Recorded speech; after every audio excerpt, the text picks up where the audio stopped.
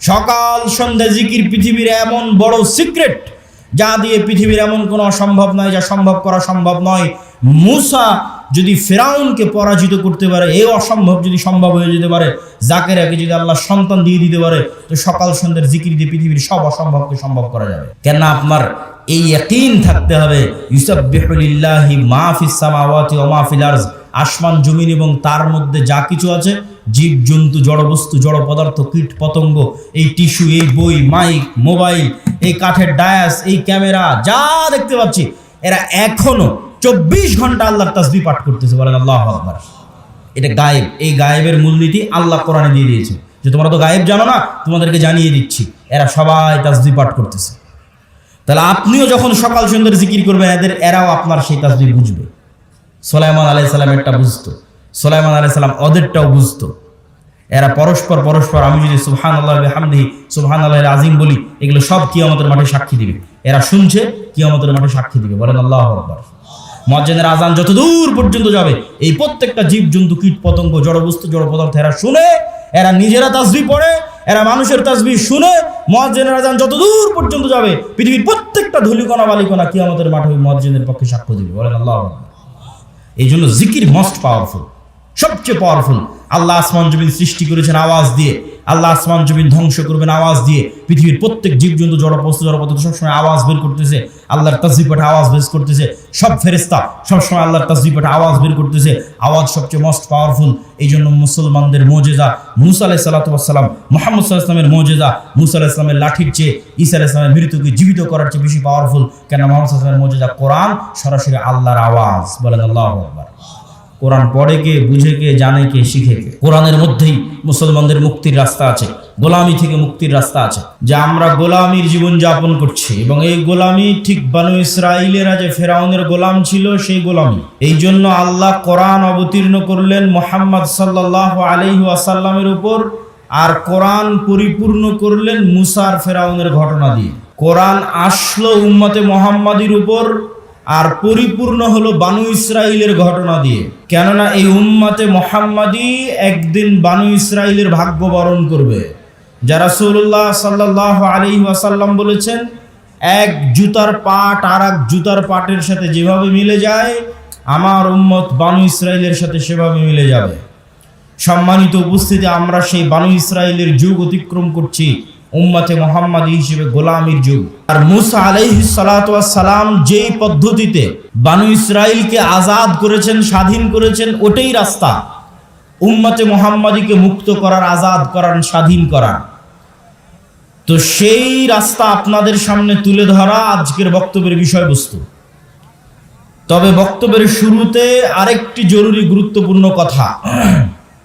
এই যে আল জামিয়া সালাফিয়ার বিবরণ শুনলেন, আপনারা রংপুর বিভাগের মানুষ, দিনাজপুরের মাটিতে এই যে বিশাল প্রতিষ্ঠান, বিশাল মসজিদ, ভবিষ্যতে একাডেমিক ভবন, আবাসিক ভবন, এগুলো যে গড়ে উঠতেছে, এগুলো শাইখ আব্দুর রাজ্জাক বিন ইউসুফ বারবার আপনাদের বক্তব্যে বলেছে যে বিদেশি কোনো এনজিওর টাকায়, বিদেশি কোনো যে সংস্থা বা বিদেশি কারো এরকম কোনো টাকায় নয়, বরং আপনাদের মতো সাধারণ জনগণ, আমাদের দেশেরই যারা প্রবাসে থাকে তাদের টাকায়।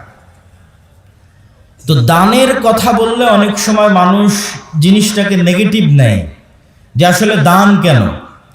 এই জন্য 2-5 মিনিট দানের একটু কারণ শোনেন, যে দান কেন। আল্লাহ সুবহানাহু তাআলার মূলনীতি অনুযায়ী পৃথিবীতেও যদি মানুষ বিপদে পড়ে, টাকা দিয়ে বাঁচার চেষ্টা করে। কেস, কোর্ট, কাচারি, মামলা, মোকদ্দমা, মেডিকেল। এই যে ওসমান হাদিকে নিয়ে যাবে সিঙ্গাপুর, হেলিকপ্টার ভাড়া 50 লক্ষ টাকা। তাহলে দুনিয়াতে বিপদ আপদ পড়লে মানুষের টাকা লাগে, তো কিয়ামতের মাঠেও মানুষ যখন বিপদে পড়বে তখন টাকা দিয়ে বাঁচা যাবে। আল্লাহ টাকা দিয়ে বাঁচার সুযোগ করে দিবেন।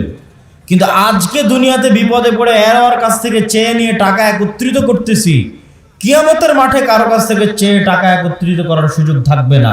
এই দুনিয়াতেই যে টাকা আমি পরকালের অ্যাকাউন্টে জমা করে গেছি, ওই টাকায় আমি যদি কিয়ামতের মাঠে ধনী অবস্থায় উঠি, যে কোটি কোটি টাকা আমার নামে জমা হয়ে আছে, তাহলে আমিও কিয়ামতের মাঠের বিপদ টাকা দিয়ে বেঁচে যাব।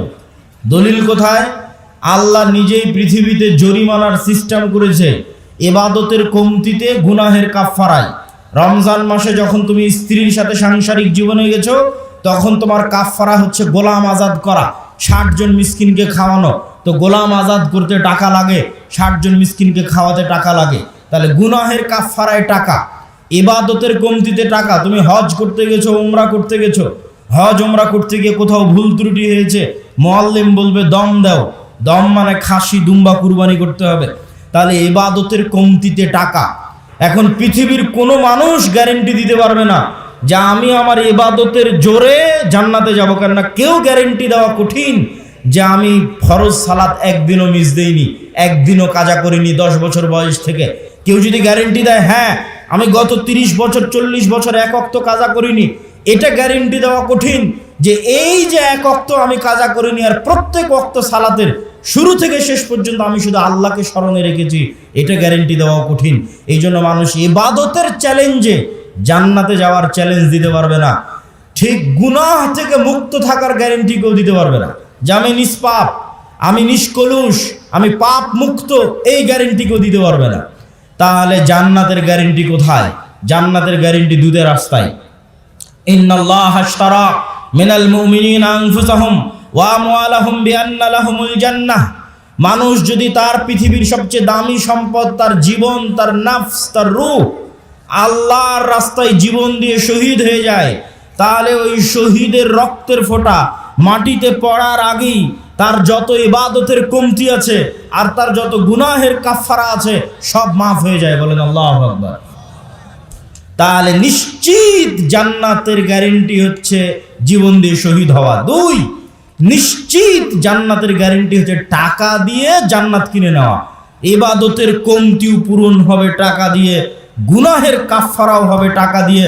তবে নতুন করে টাকা বানানো যাবে না, এখন দিয়ে রাখতে হবে, তাহলে ওটা হবে। তবে আল্লাহর সাথে এই ব্যবসা, আল্লাহর সাথে এই বিজনেস ডিল লাভজনক।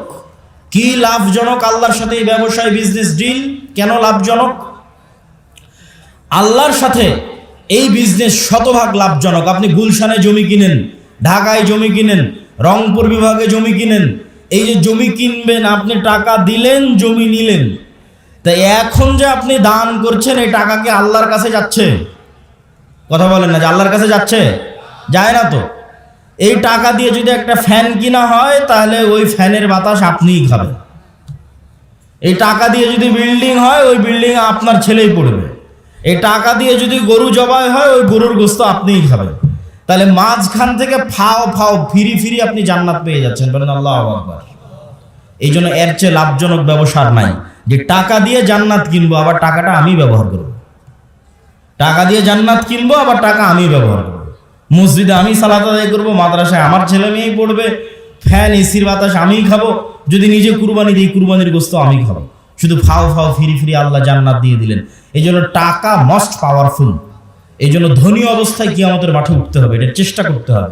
কেন কিয়ামতের মাঠে বিপদে পড়লে কেউ বাঁচাতে পারবে না, আপনার টাকাই আপনাকে বাঁচাতে পারবে যদি দিয়ে গিয়ে থাকে, যদি দুনিয়াতে থাকা অবস্থায় দিয়ে গিয়ে থাকে। এটার সাহায্য নিয়ে আপনি কিয়ামতের মাঠে বাঁচতে পারবেন। সকল পাওনাদারের পাওনা পূরণ করতে পারবেন। কাকের নামে গীবত করেছেন, কার নামে অপবাদ দিয়েছেন, কার বিরুদ্ধে কিছু বলেছিলেন, কোথায় স্ত্রীর হক ভালো মতো দেননি, বাপ মায়ের সাথে ভালো ব্যবহার করেননি, কার মনে কি কষ্ট আছে কে জানে, সব কিয়ামতের মাঠে উপস্থিত হবে। সব আদায় হতে থাকবে আপনার দেওয়া টাকা থেকে, আর আপনি ওই টাকার জোরে বেঁচে জান্নাতে চলে যাবেন। বলেন আল্লাহু আকবার। এই জন্য প্রত্যেক মানুষের প্রোডাক্টিভ হতে হবে, ধনী হতে হবে, আল্লাহ রাস্তায় দান করতে হবে, ওসমান ইবনে আফফানের মতো হালাল উপায়ে। সম্মানিত উপস্থিতি, তো বক্তব্যের এই অংশ থেকে আমরা ধীরে ধীরে আগাই যে গোলামি থেকে মুক্তির জন্য অর্থনৈতিক মুক্তি বড় জরুরি। আজকে আমাদের আলোচনার বিষয়বস্তু গোলামি থেকে মুক্তির রাস্তা কি। তো দানের সাথে কানেক্টেড করে বক্তব্য সামনের দিকে আগাই। গোলামি থেকে মুক্তির জন্য অর্থনৈতিক দাসত্ব থেকে মুক্তি জরুরি। আল্লাহর নবী যখন মক্কা থেকে হিজরত করে মদিনায় গেলেন, তখন মদিনার সকল অর্থনৈতিক সক্ষমতার মূল কেন্দ্রে ছিল ইহুদিরা, সকল টাকা পয়সার মালিক ছিল ইহুদিরা।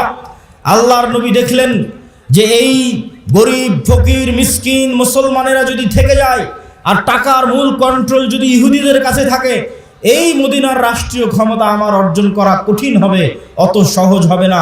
এই জন্য ইহুদিদের হাত থেকে অর্থনৈতিক কন্ট্রোল মুসলমানদের হাতে নিতে হবে। আল্লাহর নবী মক্কার মুশরিকরা, মক্কার কুরাইশরা ছিল আগে থেকেই ব্যবসায়ী। লিইলাফি কুরাইশ ইলাফিহিম রিহলাতাশ শিতা ওয়াস সাইফ।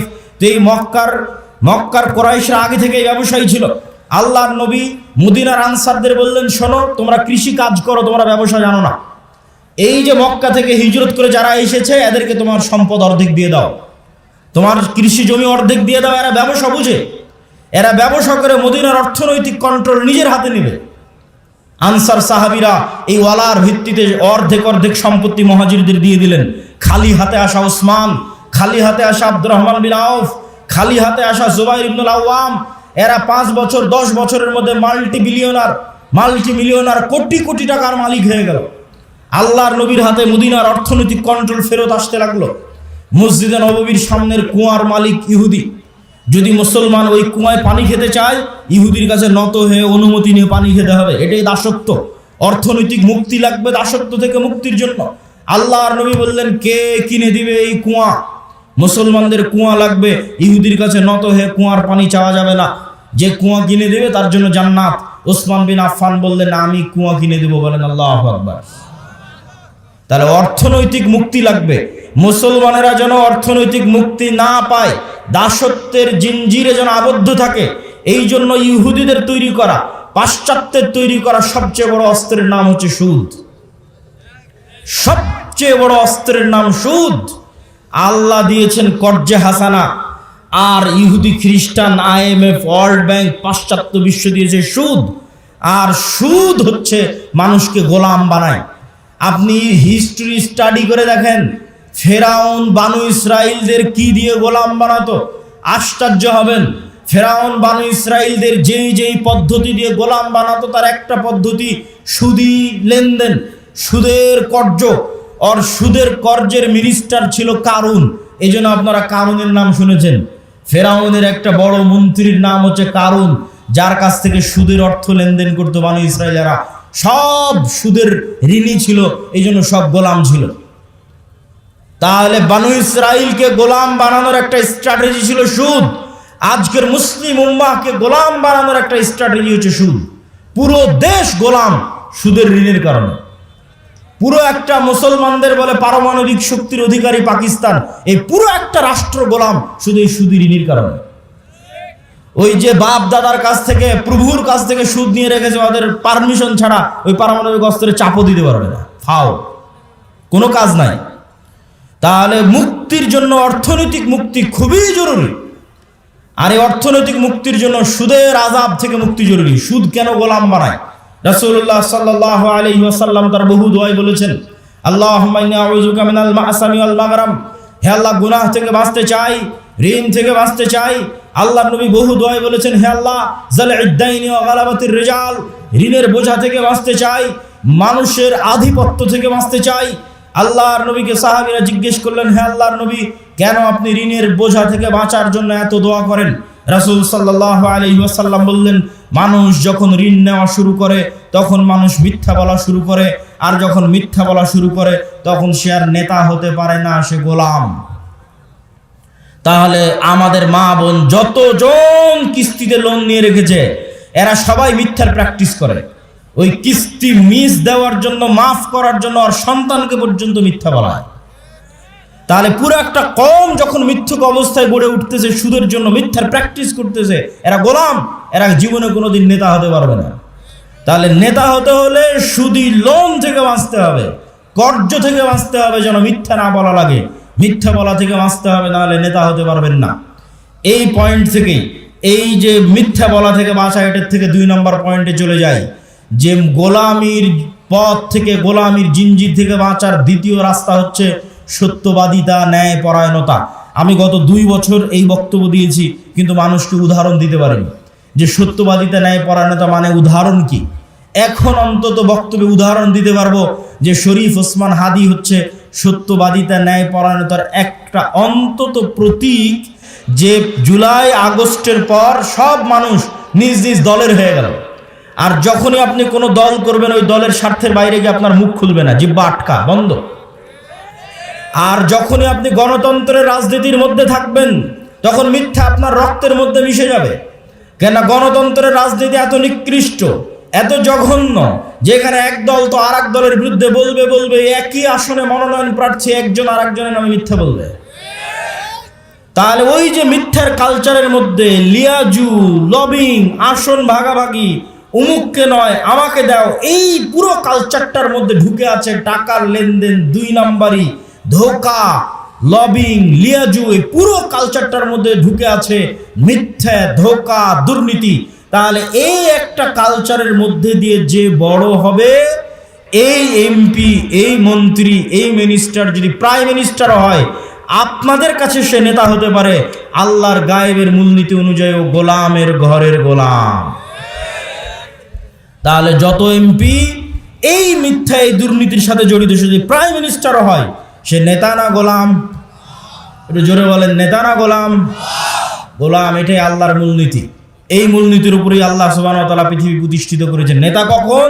যখন সত্যবাদিতা ন্যায় পরায়ণতার উপর দাঁড়িয়ে আছে। তাহলে ওসমান হাদি একমাত্র ব্যক্তি ছিল যে দলের লেজুর বৃত্তি না করে, দলের লিয়াজু লবিং এর মধ্যে না গিয়ে, আসন ভাগাভাগির মিথ্যা, দুর্গন্ধযুক্ত, নিকৃষ্ট কালচারের মধ্যে না গিয়ে, যেটা সত্য ওইটাই মানুষের মুখের উপর স্ট্রেট ফরওয়ার্ড বলে দিত। আর এই রকম একজন মেরুদণ্ডওয়ালা, যার মেরুদণ্ড আছে, যে স্ট্রেট ফরওয়ার্ড সত্য এবং ন্যায় বলতে পারে জ্ঞানের সাথে, বুদ্ধিমত্তার সাথে, এটাই নেতা, এটাই নেতা তৈরি হওয়ার রাস্তা। আর এই রকম একজন মেরুদণ্ডওয়ালা, সত্যবাদী, ন্যায়পরায়ণ নেতা ওই রকম লাখো দুর্নীতিগ্রস্ত নির্বাচিত এমপির চেয়ে পাওয়ারফুল। এবং ওই পাশ্চাত্যের আর আমাদের পাশের দাদাবাবুরা, তারা পর্যন্ত ভয় পায় এই রকম নেতাকে। কেন? ওই যে দুর্নীতির মধ্যে যে নেতা উঠে এসেছে, ওকে টাকা দিয়ে কিনে নেওয়া যাবে। ভারতও ওকে কালকে টাকা দিয়ে কিনে নিতে পারবে, আমেরিকা ওকে কালকে টাকা দিয়ে কিনে নিতে পারবে। ওকে বলবে তোমার যত দুর্নীতি করার ইচ্ছা করো, টাকা পাচার করে নিয়ে আমার দেশে চলে আসো, আমি যা বলবো তাই শুনবা।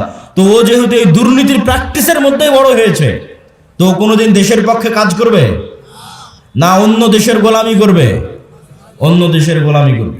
তাহলে গোলামি থেকে বাঁচার জন্য একটা প্রজন্ম তৈরি করতে হবে আপনাদের, যে প্রজন্ম হবে সত্যবাদী, ন্যায়পরায়ণ, মিথ্যা এবং অন্যায়ের সংস্পর্শে যায়নি, মেরুদণ্ড বিক্রি করবে না টাকার কাছে। আপনি মাপবেন কেমনে যে আমি সত্যবাদী, ন্যায়পরায়ণ কিনা?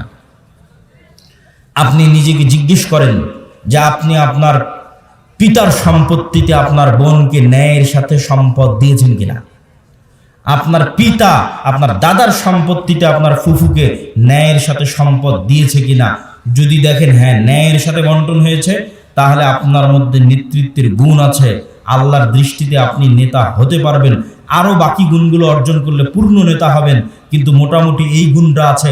আর যদি দেখেন যে না, আপনি ন্যায়ের সাথে বন্টন করতে পারেননি, আপনি নিশ্চিত জেনে রাখেন, আপনি নিশ্চিত জেনে রাখেন, আজকে আপনি আপনার স্ত্রীর সাথে ন্যায় করতে পারেননি, আজকে আপনি আপনার বোনের সাথে ন্যায় করতে পারেননি, আজকে আপনি আপনার পিতা মাতার সাথে ন্যায় করতে পারেননি। ওয়াল্লাহি, আল্লাহর কসম করে বলছি, ওয়াল্লাহি আল্লাহর কসম করে বলছি, যে তার বোন তার ফুফুর সাথে ন্যায় করতে পারেনি, এই ব্যক্তিও যদি নির্বাচিত হয়ে ক্ষমতায় আসে, সেও গত 16 বছরের চেয়ে বড় দুর্নীতিবাজ হবে। তাহলে নেতা তখনই তৈরি হবে যখন ন্যায় এবং সত্যবাদিতা তার রক্তের মধ্যে থাকবে। আর মিথ্যা গোলামির কালচার। ইব্রাহিম আলাইহিস সালাতু ওয়াস সালামের 2 সন্তান, এক সন্তানের নাম ইসহাক, আর এক সন্তানের নাম ইসমাইল। ইসহাককে রেখে দিলেন জেরুজালেমে, আর ইসমাইলকে রেখে দিলেন মক্কায়। ইসমাইল থেকে মুহাম্মদ পর্যন্ত এই দীর্ঘ সময়ে এই বানু ইসরাইলের সাথে কি হচ্ছে দেখেন, শর্টকাট। ইসহাকের সন্তান ইয়াকুব, ইয়াকুবের সন্তান ইউসুফ, ইউসুফের 11 ভাই মিলে, পিতা মাতা মিলে মিশর। মিশরে ইউসুফের মৃত্যুর পরে ফেরাউনের 300 বছরের গোলামি, ফেরাউনের গোলামি থেকে মুসার হারুনের হাত ধরে মুক্তি, মুসার হারুনের হাত ধরে মুক্তির পরে 40 বছর সিনাই মরুভূমিতে পাগলের মতো ঘুরপাক, 40 বছর পর ইউশা বিন নুনের হাত ধরে জেরুজালেম বিজয়, তারপরে পুনরায় আর এক জালেম বাদশার কারণে জেরুজালেম থেকে বিতাড়িত, তারপরে দাউদ, সুলাইমান এবং তালুতের মাধ্যমে জেরুজালেম বিজয়, জেরুজালেম থেকে সারা পৃথিবীতে শাসন ক্ষমতা প্রতিষ্ঠা, তারপরে আস্তে আস্তে জাকারিয়া, ইয়াহিয়া, ঈসা, মারিয়াম। এই যে দীর্ঘ সময় বানু ইসরাইলের, এই দীর্ঘ সময় বানু ইসরাইলের চরম উত্থান পতন হয়েছে। 2-3 বার গোলামির জিঞ্জিরে আবদ্ধ হয়েছে। তার মধ্যে সবচেয়ে বড় গোলামি ছিল ফেরাউনের 300 বছর। এই গোলামির জিঞ্জিরে আবদ্ধ হওয়ার কারণে এরা নবীর সন্তান হওয়ার পরও, ইব্রাহিমের সন্তান হওয়ার পরও, ইসহাকের সন্তান হওয়ার পরও এরা মিথ্যা বলা, ধোকা দেওয়া, 2 নম্বরই রাস্তা শিখে নিয়েছিল। এই জন্য আল্লাহ বলল, শনিবারের দিন তোমরা মাছ ধরবা না। দাউদ কোরআন পড়ে, মাছেরা কোরআন শুনতে আসে, জাবুর শুনতে আসে। এরা করলো কি, শনিবারের দিন মাছগুলো আটকে রেখে দিল, রবিবারের দিন ধরলো। কি পরিমাণ ধোকাবাজ! অথচ এরা নবীর সন্তান, ইব্রাহিমের সন্তান, এই সিলসিলার সন্তান। আর এইদিকে এই যে ইসমাইল থেকে মোহাম্মদ পর্যন্ত এই লম্বা সময়, সেম টাইম, এই লম্বা সময়ে মক্কায় কোনো নদী নাই, মক্কায় কোনো ফল ফসল উৎপাদন হয় না, মক্কা কোনো বড় ব্যবসায়িক কেন্দ্র নয়, মক্কা কোনো বড় রাজনৈতিক কেন্দ্র নয়। ফলত বিশ্বের কোনো পরাশক্তি, না রোমান না পারস্য, কেউ মক্কা দখল করেনি। মক্কা দখল করে কেউ কোনোদিন ইসমাইলের সন্তানদের গোলাম বানায়নি। ফলত ইসমাইল থেকে মোহাম্মদ পর্যন্ত ইসমাইলের সন্তানেরা শিরকে লিপ্ত হলেও 2 নম্বরই দুর্নীতি, জুয়াচুরি, ধোকা, এই রাস্তাগুলো থেকে অনেক অনেক দূরে ছিল। এর 2-1টা উদাহরণ আপনি দেখতে পাবেন। Abdul Muttalib, Abu Taleb, Abu Sufian. Abdul Muttalib Muhammad সাল্লাল্লাহু আলাইহি ওয়াসাল্লামের দাদা, ইনি মুশরিক, কিন্তু আব্দুল মুত্তালিবের হিস্ট্রিতে কেউ দেখাতে পারবে না যে ও মিথ্যুক, মানুষের সম্পদ মারে নেয়, 2 নম্বরই করে ধোকাবাজি করে, এটা দেখাতে পারবে না। আবু তালেব মুহাম্মদ সাল্লাল্লাহু আলাইহি ওয়াসাল্লামের চাচা, মৃত্যু পর্যন্ত ইসলাম গ্রহণ করেনি আল্লাহর নবী এতবার বলার পরেও। কিন্তু আবু তালেব সত্যবাদী ছিল, ন্যায়পরায়ণ ছিল, মানুষকে ধোকা দিয়ে, মানুষের টাকা নিয়ে মেরে খাওয়া, জুয়াচুরি, ধোকাবাজি, এগুলো বুঝতো না। এই জন্য আল্লাহর নবী বলে গেছে, আল আইম্মাতু মিন কুরাইশ। মক্কা বিজয়ের পর প্রায় সব কুরাইশ ইসলাম গ্রহণ করে নিয়েছিল, সব। মক্কা বিজয়ের আগ পর্যন্ত তারা কাফির থাকতে পারে, আল্লাহর নবীর সাথে যুদ্ধ, মারামারি সবকিছু করেছে, কিন্তু মক্কা বিজয়ের পর প্রায় সব কুরাইশ ইসলাম গ্রহণ করে নিয়েছে। আল্লাহ নবী বলেন, আল আইম্মাতু মিন কুরাইশ, আমার উম্মতে যতদিন নেতা হবে, খলিফা হবে, কুরাইশ বংশ থেকে হবে, ইসমাইলের সন্তান থেকে হবে। আবু বকর কুরাইশ বংশের, ওমর কুরাইশ বংশের, ওসমান কুরাইশ বংশের, আলী কুরাইশ বংশের, সব ইব্রাহিমের সন্তান, ইসমাইলের সন্তান। সম্মানিত উপস্থিতি, কি বুঝালাম এটার থেকে? গোলামি মে বদল জাতি হে কওমো কা জমিন। গোলামি করলে জাতির চরিত্র চেঞ্জ হয়ে যায়। আমরা যে 190 বছর ব্রিটিশের গোলামি করেছি এবং আমাদের স্বভাব চরিত্র চেঞ্জ হয়ে গেছে, তার একটা আলামত আমি নিজে ইউরোপ সফর করতে গিয়ে পেয়েছি, চাক্ষুষ একটা আলামত বলি। আমি মনে করতাম সারা পৃথিবী ইংরেজি ভাষা দিয়ে চলে। আমাকে যেহেতু কেউ কোনোদিন এই ভুলটা ভেঙে দেয়নি, আমি যেহেতু নিজে প্র্যাকটিক্যালি আমার এই ভুল ধরা পড়েছে, ফলত আমার রিয়েলাইজেশন অনেক গভীর। তো আমি মনে করতাম সারা পৃথিবী ইংরেজি দিয়ে চলে। ইংল্যান্ডেও থাকলাম প্রায় 1 বছর। এই ইংল্যান্ডে থাকা অবস্থায় যখন ফ্রান্স গেলাম, স্পেন গেলাম, ইতালি গেলাম, স্পেনের যখন কর্ডোবা, গ্রানাডায় যাওয়ার জন্য যে বিমানবন্দরে নামলাম, ওই বিমানবন্দরে নেমে এক্সিট লেখাটা আমি ইংরেজিতে খুঁজে পাচ্ছিলাম না। ইংরেজি ভাষার এত অনুপস্থিতি যে বাহিরে যে বের হবো, কোন রাস্তা দিয়ে বের হবো, কোথায় এক্সিট, কিছু খুঁজে পায় না, সব স্প্যানিশ ল্যাঙ্গুয়েজ। যারা এয়ারপোর্টে দায়িত্ব পালন করছে, ওদের সাথে গিয়ে যে ইংরেজিতে কথা বলবো, ওরাও ইংরেজি বোঝে না। আরে অন্তত এয়ারপোর্টে দায়িত্বশীল তো ইংরেজি বুঝবে। এত উন্নত রাষ্ট্র স্পেন, এত উন্নত রাষ্ট্র ফ্রান্স, এত উন্নত রাষ্ট্র ইতালি, ইংরেজি জানে না। আমার তো মাথায় ঘুরে গেল, কেন ইংরেজি জানে না? তখন আমি রিয়েলাইজ করলাম, আমার মদিনা ইসলামী বিশ্ববিদ্যালয়ের বন্ধু বাড়ি আফ্রিকা, ও বলতো আর ভাষা ফরাসি। আমি তখন এটা না অত গভীর চিন্তা করি, নিজের ভাষা ফরাসি না। ফ্রান্সে যখন গেলাম, দেখি ফ্রান্সে সব আফ্রিকান মুসলমান। ফ্রান্সে ভারত পাকিস্তানের মুসলমান কম, আফ্রিকার মুসলমান বেশি। ইংল্যান্ডে আবার ভারত পাকিস্তানের মুসলমান বেশি, আফ্রিকার মুসলমান কম। তখন সব রহস্য ভেদ হয়ে গেল যে ওর ভাষা কেন ফরাসি আর আমার কাছে কেন ইংরেজির এত গুরুত্ব, জন্মগত কেমনে অটোমেটিক। সবাই আমাদের দেশের মানুষ জানে যে ইংরেজি অনেক গুরুত্বপূর্ণ ভাষা, অথচ ইউরোপের অধিকাংশ দেশ ইংরেজির কোনো ভ্যালুই নাই, দামই নাই। ওরা এতটা অহংকারী, ফ্রান্স, ইতালি, স্পেন, জার্মান, এতটা অহংকারী, ওরা ইংরেজি শিখবেই না। তাহলে আমি কেমনে জন্মগত মেনে বুঝে নিলাম যে ইংরেজি গুরুত্বপূর্ণ? এটাই 200 বছর যে আমরা ব্রিটিশের গোলামি করেছি, গোলামি মে বদল জাতি হে কওমো কা জমির। আমরা নিজের অজান্তেই ওর গোলামির প্রভাব বহন করতেছি। আমি আব্দুল্লাহ নিজের অজান্তেই, আমার পূর্বপুরুষ 190 বছর ব্রিটিশের গোলাম ছিল, তার প্রভাব আমি আমার অজান্তে বহন করতেছি। আর আমার ওই বন্ধু যে আফ্রিকায় বাড়ি, ও অজান্তে ইউরোপীয় উপনিবেশের গোলামির চিহ্ন বহন করতেছে। ঠিক এই যে আপনি দেখতেছেন মুসলমানরা মারামারি কাটাকাটি, এই যে গণতন্ত্রের কালচার টিকিয়ে রাখা আছে, যেন এখানে আর সুদের কালচার টিকিয়ে রাখা আছে, যেন একটা মুসলমান নেতা সত্যবাদী ন্যায়পরায়ণ বের হয়ে আসতে না পারে, সব যেন মিথ্যুক আর দুর্নীতিবাজ বের হয়। এই জন্যই গণতন্ত্র দিয়ে রাখা আছে, এই জন্যই সুদী ব্যবস্থা দিয়ে রাখা আছে। কেননা এই কালচারের মধ্যে থাকলেও মিথ্যুক দুর্নীতিবাজ হবে। আর 190 বছর ব্রিটিশের গোলামিতে ওটাই শিখেছে। কেননা গোলাম তো একটা রুটির জন্য মারামারি করে, গোলাম একটা রুটির জন্য আরেকজনকে হত্যা করে দিতে পারে। তাহলে এই যে গোলামির কালচার, এই গোলামির কালচার যতক্ষণ আপনি না ভাঙবেন, যেটা আমরা বহন করছি আমাদের অজান্তে ব্রিটিশদের গোলামির কারণে, যেমনটা বানু ইসরাঈলরা ফেরাউনের গোলামি থেকে শিখেছিল, এই কালচার আমাদের ভাঙতে হবে। এই কালচার যতক্ষণ না ভাঙতে পারবেন, নেতা হতে পারবেন না। সত্যবাদী ন্যায়পরায়ণ হন, ইসমান হাদির মতো অটোমেটিক নেতা হয়ে যাবেন। আর এই গণতন্ত্রের কালচারে এইরকম সত্যবাদী ন্যায়পরায়ণ নেতা সহ্য করার মতো ক্ষমতা এই আধিপত্যবাদী দখলদারি শক্তির নাই, ফলত গুলি করে উড়িয়ে দিবে। সম্মানিত উপস্থিতি, পয়েন্ট নাম্বার 3, আমাদের 1 নাম্বার পয়েন্ট ছিল অর্থনৈতিক মুক্তি লাগবে গোলামি থেকে মুক্তির জন্য। 2 নাম্বার পয়েন্ট ছিল সত্যবাদী ন্যায়পরায়ণ হতে হবে। পয়েন্ট নাম্বার 3, ঈমান বিল গায়েব এবং গায়েবী মদদ। একটা মূলনীতি আজকে এখান থেকে মুখস্থ করে যান, আল্লাহর আসমানি সাহায্য ছাড়া ইসলাম এবং মুসলমানদের বিজয় অসম্ভব, ফুল স্টপ। দুনিয়াবি শক্তি দিয়ে ইসলাম এবং মুসলমানদের বিজয় অতীতে কোনোদিন হয়নি, ভবিষ্যতে কোনোদিন হবে না, ফুল স্টপ। নবীদের হয়নি, আমার আপনার হবে না। মুসা দুনিয়ার শক্তি দিয়ে বিজয় লাভ করেনি, ইউশা বিন নুন দুনিয়ার শক্তি দিয়ে বিজয় লাভ করেনি, দাউদ সুলাইমান দুনিয়ার শক্তি দিয়ে বিজয় লাভ করেনি।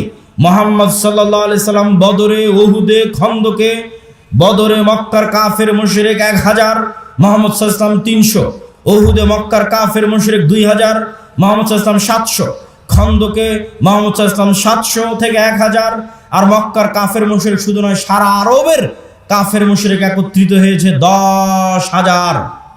খন্দকের যুদ্ধে কোনো দুনিয়াবী শক্তি নাই যা মুহাম্মদ সাল্লাল্লাহু আলাইহি সাল্লামকে জয় লাভ করাতে পারে। এত অসম যুদ্ধ পৃথিবীতে হয় না, কিন্তু এই প্রত্যেকটা যুদ্ধে মুহাম্মদ সাল্লাল্লাহু আলাইহি সাল্লাম জয় লাভ করেছে দুনিয়াবী শক্তিতে না কার সাহায্যে? আল্লাহর সাহায্যে। আর একটা যুদ্ধে সাহাবীরা মনে করেছিল যে আজকে আমরা দুনিয়ার শক্তি দিয়ে জিতবো, ওই যুদ্ধের নাম হুনাইন। মক্কা বিজয়ের পরে এই যুদ্ধ হয়েছিল। মক্কা বিজয় যখন সব মুসলমান হয়ে গেছে, 12,000 সাহাবী হুনাইনের যুদ্ধে, আল্লাহর নবী নিজে চোখে কোনোদিন দেখেনি, তার পিছে 12,000 মানুষ দাঁড়িয়ে আছে। সাহাবীরা কোনোদিন দেখেনি 12,000-এর জামাত। 300 জন নিয়ে যুদ্ধ করেছে, 700 নিয়ে যুদ্ধ করেছে, 1000 নিয়ে যুদ্ধ করেছে, আজকে হুনাইনে 12,000। তখন সবার আল্লাহর উপর, মুহাম্মদ সাল্লাল্লাহু আলাইহি ওয়াসাল্লাম বাদ দিয়ে অধিকাংশ সাহাবীর আল্লাহর উপর ভরসা কমে নিজেদের উপর ভরসা চলে এসেছে। যে আজকে হাই কনফিডেন্স, মক্কা বিজয় করেছি, আর এখন হুনাইনের যুদ্ধ আমাদের পরাজিত করে কে? আর হুনাইনের যুদ্ধ শুরু হওয়ার আধা ঘন্টা পার হয়নি, 1 ঘন্টা পার হয়নি, সব দৌড়ে দৌড়ে পালাচ্ছে। তাহলে নবীর জীবদ্দশায় দুনিয়ার শক্তিশালী হওয়ার পরেও বিজয় হচ্ছে না পরাজয় হচ্ছে? একটু জোরে বলেন তো, জয় হচ্ছে না পরাজয় হচ্ছে? নবীর জীবদ্দশায় দুনিয়ার শক্তিতে বিজয় হচ্ছে না। কার সাহায্য লাগে বিজয়ের জন্য? আল্লাহর সাহায্য লাগে। এই আল্লাহর সাহায্য পাওয়ার সিক্রেট যতদিন না জানবেন, আর এই সিক্রেট যতদিন বাস্তবে প্রয়োগ না করবেন, ততদিন দুনিয়ার রাস্তা দিয়ে আপনি যতই চেষ্টা করেন আপনার বিজয় হবে না। এটা নিশ্চিত জেনে রাখেন। আপনার ভরসা দুনিয়ার উপর দেখেই তো আপনি চেষ্টা করতেছেন যে হ্যাঁ, মন্দিরগুলো পাহারা দিয়ে যদি ভোট পাওয়া যায়। মন্দির পাহারা কেন? আপনি যদি প্রত্যেকটা হিন্দুকে একটা করে মন্দির বানিয়ে দেন, দিয়ে যদি মনে করেন দুনিয়ার শক্তি দিয়ে ইসলামকে বিজয় করবেন, আপনার ব্যক্তি স্বার্থ আদায় হতে পারে। দুনিয়ার শক্তি দিয়ে ইসলাম বিজয় হয় না, হয়নি, কিয়ামত পর্যন্ত হবে না। তাহলে ইসলাম বিজয় হবে কোনটা? যেটাতে আল্লাহর সাহায্য আসবে। আল্লাহর সাহায্য পাওয়ার শর্ত পূরণ করেন, ইসলাম বিজয় হবে। আর আল্লাহর শর্ত পাওয়ার সাহায্য পূরণ করবেন না, আল্লাহর ঠেকা পড়েছে, আপনাকে দিয়ে ইসলামকে বিজয় করতে হবে। আল্লাহ বলেছে ইউরিদুনা লিইউতফিউ নূরাল্লাহ ওয়াল্লাহু মুতিম্মু নূরিহি ওয়ালাউ কারিহাল কাফিরুন। ইসলাম আল্লাহর নূর, আর এই নূর সারা পৃথিবীতে বিজয়ী হবে, এটা আল্লাহর ওয়াদা। বলেন আল্লাহু আকবার। হুয়াল্লাযী আরসালা রাসূলাহু বিল হুদা ওয়া দীনিল হক লিইয়ুযহিরাহু আলাদ দীনি কুল্লি। আমি এই দিন মুহাম্মাদের উপর অবতীর্ণ করেছি, এই দিন সারা পৃথিবীতে বিজয়ী হবে। বলেন আল্লাহু আকবার। এটা আল্লাহর ওয়াদা। তো আল্লাহ ইসলামের বিজয়ের জন্য আমার আপনার মুখাপেক্ষী নয়, কিন্তু আমি আপনি যদি শর্ত পূরণ না করি বিজয় হবে না। শর্ত পূরণের 1 নম্বর শর্ত ঈমান বিল গায়বে ইয়াকিন লাগবে। শর্ত পূরণের 2 নম্বর শর্ত সৎ আমল লাগবে। শর্ত পূরণের 3 নম্বর শর্ত শিক্ষা এবং জ্ঞানে এগিয়ে যেতে হবে।